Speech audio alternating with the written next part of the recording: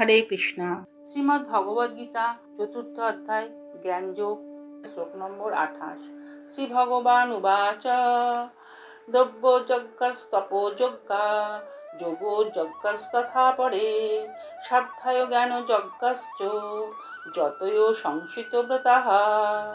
পরমেশ্বর ভগবান বললেন, কঠোর ব্রত গ্রহণ করে কেউ কেউ দ্রব্য দানরূপ যজ্ঞ করেন, কেউ কেউ তপস্যারূপ যজ্ঞ করেন, কেউ কেউ অষ্টাঙ্গ যোগরূপ যজ্ঞ করেন এবং অন্য অনেকে পারমার্থিক জ্ঞান লাভের জন্য বেদ অধ্যয়নরূপ যজ্ঞ করেন। শ্লোক নম্বর 29। শ্রী ভগবান উবাচ অপানে জুহৃতি প্রাণম প্রাণে অপানম তথা পরে প্রাণাপ্রাণো গতিরুদ্ধা প্রাণায়াম পরায়ণাঃ অপরে নিয়তাহারা প্রাণান প্রাণেষু জুহৃতি।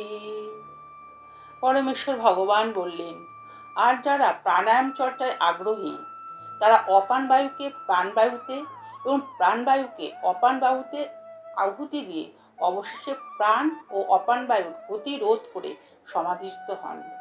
কেউ আবার আহার সংযম করে প্রাণবায়ুকে প্রাণবায়ুতেই আহুতি দেন। শ্লোক নম্বর 30।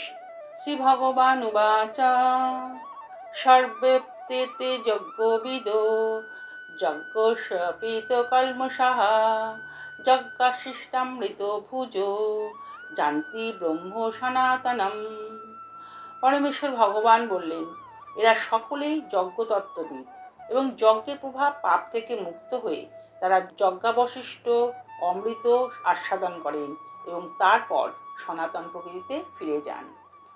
Thanks for watching. Please subscribe our channel. Please Lotus Feet. Hare Krishna.